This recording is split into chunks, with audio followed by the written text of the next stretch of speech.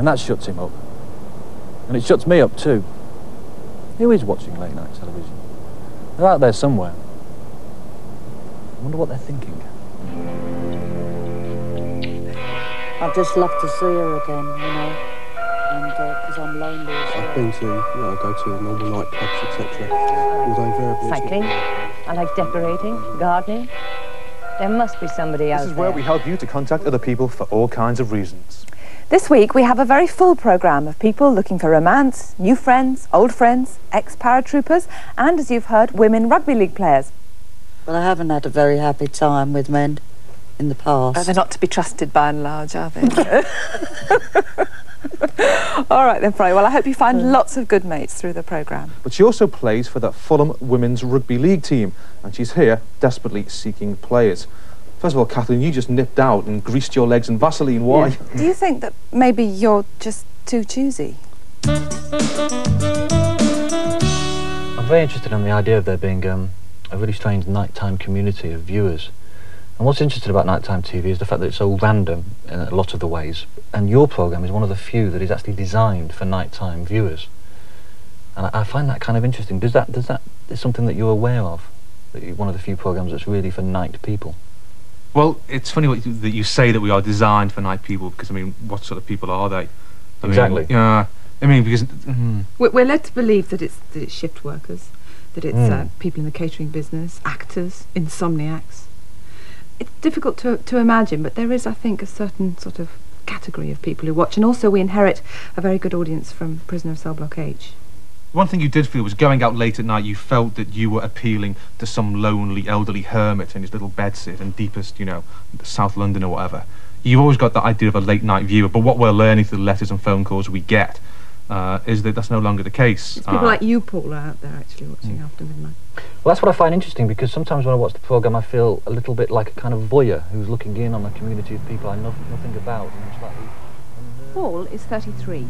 He's an Aries, and he's looking for people who watch late-night television as an experience. Isn't it about time you dropped this little act? You get all those records and a bicycle bump! So big and so powerful.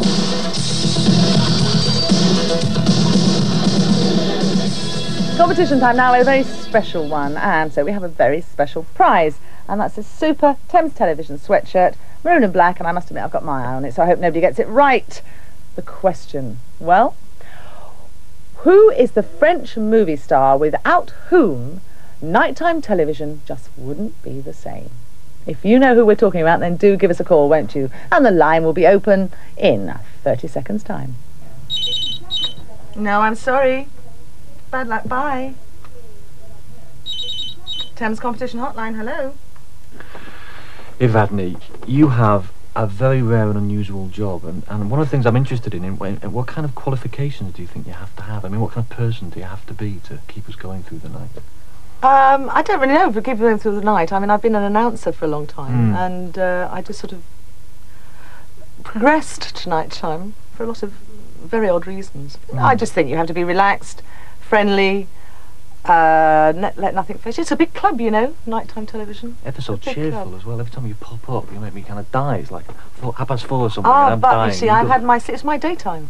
You say it's your daytime, but do you not sense strange atmosphere, sort of almost forbidding about being at the night, no? I saw a lot in the papers this week about AIDS becoming more prevalent amongst heterosexuals. So may I just bring to your attention the James Whale Show late night entertainment pack of flavoured condoms. Not obtainable at this moment in the shops, but who knows? When a cab driver asks me how I watch all night television, I sort of say, on my own, I lie on my back, somewhere between yesterday and tomorrow. I don't know what I'm thinking when I watch it, whether I'm watching to forget or to remember. And even if I did know, I wouldn't tell you. You're not going to catch me out that easily. But you do tend to watch it on your own. If you're watching it with someone else, about 3:30, halfway through the American situation comedy Coach, you catch each other's eye and you decide, time for bed. But funnily enough, one programme you have to watch with someone else is the James Whale Show. Simply because you don't have someone else, you'll end up smashing the screen. That man's an animal. I think I want to tell him that. Girl chasing. All right? Yeah. Okay, that'll tell you how to get a woman, all right? Okay, that's enough of you. This is a gentleman from the BBC. What's your name? Paul. Paul. This is Paul from the BBC. The BBC programme called The Late Show, and far be it from me to go on about it. They're here filming the show tonight because, of course, they want to know how real television works. So, Paul is here did you like this? By the way, this is our mascot on the show. This is the sheep from Private Eye. Okay? Private Eye think this is quite funny. It's a shaggable sheep, and it's in full working order. And Do you think it's funny? I think it is quite funny, actually, because I'd rather they messed around with sheep like this than the real thing. Yes, to be quite honest, Paul, I do. Does this sum up the show? What, sheep? No, this thing. Does this sum up this thing. Is this a symbol of the show? Have you got a wish to beat animals up, Paul? I mean, you're hitting it rather nastily. It's my friend. I wish you wouldn't do that, really. Does it sum the show up? Nothing sums the show up, Paul. This, by the way, now is the interview that you're going to do the interview with me now. Okay, fine, you carry on. Okay, I'll adopt. Is that possible? Yeah, I'll adopt a different pose. Can you calm down? Yeah, I'm fine. Okay. Do we know what's happening next? I have an idea. We're heading fast towards a commercial break. Sorry about that. I was going to ask you a really important question about what it is like to do late-night television. Well, we carry on the other side. What's your first line going to be to Paul? He's sitting in a bar, okay? Desperately waiting for Michelle, waiting for something. He's got a drink. Here we go. He's got a drink. I'm not drinking your cold coffee, James. It's warm, actually. He's drinking. What would be the first line? Will you buy me a drink? It wouldn't work, would it? It wouldn't work, would you? It wouldn't work, no. Why don't you go up and ask him how he gets his hair to stand up like that? He's talking to you, James, that does this. You're a bloody animal and you know it. Michelle, thank you for the moment very much indeed, Michelle. I'm sure you have no problems with men. This is your bit, Paul. You carry on. Actually, one of the things I wanted to talk to you about watching you as a viewer, you are an animal. I'm not an animal at all. To meet you in the flesh, you're a bit of an animal. I'm a male animal. Do you think I'm an animal? No, you're an animal in terms of your complete impatience with life and with people. I mean, today you've been in a really pissed-off mood about doing this show. I don't think so at all. I've been in a very good... Have I been in a pissed-off mood, crew? Have you seen me in a bad mood? I often wonder why it is the BBC always want to lie. May I... Listen, this is a soap egg. It was not a lie. It was the truth. This is a soap egg. Inside...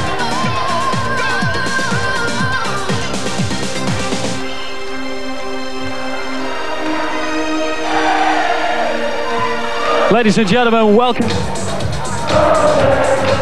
it feel like you've just done a television show? No, it doesn't actually. It feels like you've done a jolly good night out. I like the idea that people are actually going to see this at 4 o'clock in the morning. Do you ever think of that? Make some noise! It's only in London that they see it at 4. I think if it was born any earlier, it would be too early for people to watch. I think you've got to be slightly tired. Like you do really to Does it feel like you're involved in a television career? First hitman and her, didn't he do well? Come on. Excellent, Tony, blinded. As well, so this for me is a lot of fun. I really enjoy doing it. What kind of satisfaction is there in doing it? Somewhere tonight, Jenny. Can you meet Tony on the side of the stage? Thank you. Hot rockin' through no chip. Let's do some technotronic. It's technotronic. And Eric got lyrics for y'all. I saw your posse, but now it's me. So I'm giving the orders. So it's somebody scream!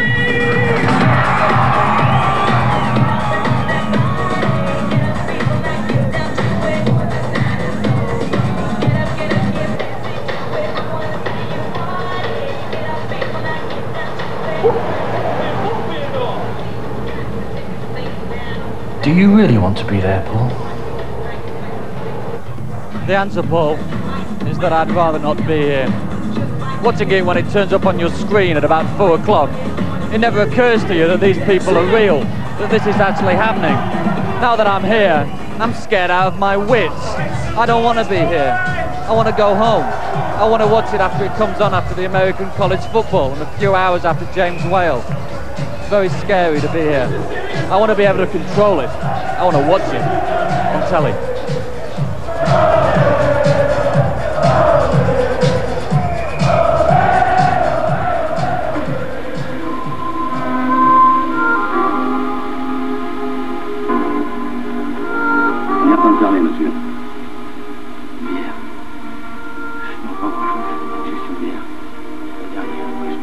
Right, we've got the results to our special quiz now. I said, which French film star even Would nighttime television not be the same without, or with that effect? Well, you all knew, didn't you? It's a lovely, sexy Alan Daylong.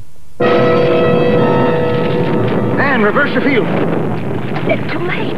Dreadlocks on his head and reggae in his heart. Into the night with sizzling metallics. Do you have any sadness in your childhood, that background, or was it all okay? No, not particularly. I got sent away to boarding school too soon. That would be pretty sad. Yeah, but it's it is friendly. I keep saying it. It's friendly. What do you think about some of the programs you're introducing? Some of them are super. Mm-hmm. I thoroughly enjoy some of them, and I do actually sit and watch. Why about 4 o'clock do we always end up with something like American college football, though? This is what always confuses me. Sport is Surfing sort of, yes, well... Very odd sport it is, isn't it? Yes, windsurfing. It only started last week, that one. Tonight we actually show people how to windsurf. I don't know how many people will be up at 4 o'clock in the morning want to learn to windsurf. Maybe they'll rush out and buy boards tomorrow, I don't know. Yes, some of the programming appears weird, but there's still a space for it. And it's very different. I mean, look at tonight. And we've got a good horror film, special about special effects, fashion, music, general knowledge, books by my bedside. Actually, the way you put it just like that, it's like all human life is there, really, isn't it? I'm sitting down and he's standing up. Strangely enough. And does one of you write it down? Do you have someone else? Yeah, I write it down.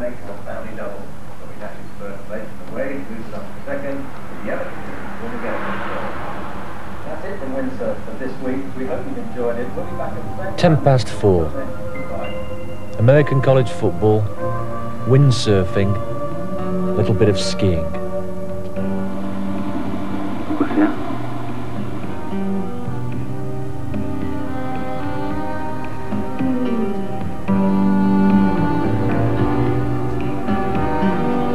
Non, j'ai comme l'impression que ça sent la fin, dis donc.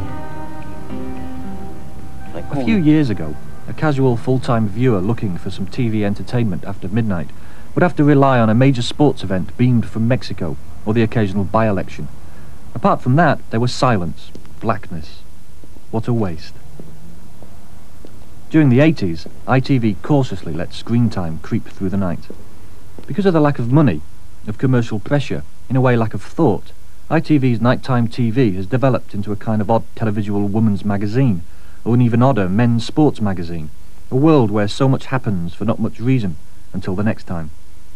No one uses all-night TV to play with content or context, except for their sins, maybe James Whale and The Hitman and Her, because mostly it's TV meant to comfort, to while away the hours. But it can be so pleasant, so friendly, so informative, that if you pay too much attention, a view of the outside world that's meant to gently rock you to sleep or lightly keep you awake can scare you half to death. Mais où on vit? Sur quelle planète?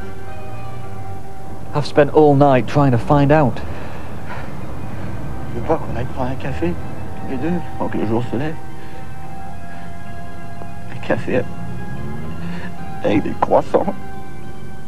But then, however you use it, whatever you read into it, nighttime television is just the stuff that takes us from normal TV through to breakfast time. Just off to bed now, well, sleep well and peacefully, and if you've just got up, then have a jolly good and not too hard a day.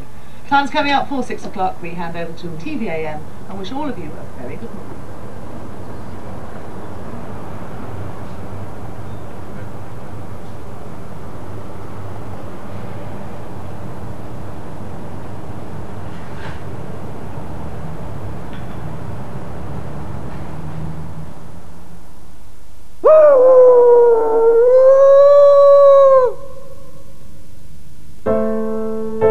In a bid to beat homelessness in London, 3 teenagers take a walk on the wild side. Are you going to call the police? Following up this evening's architecture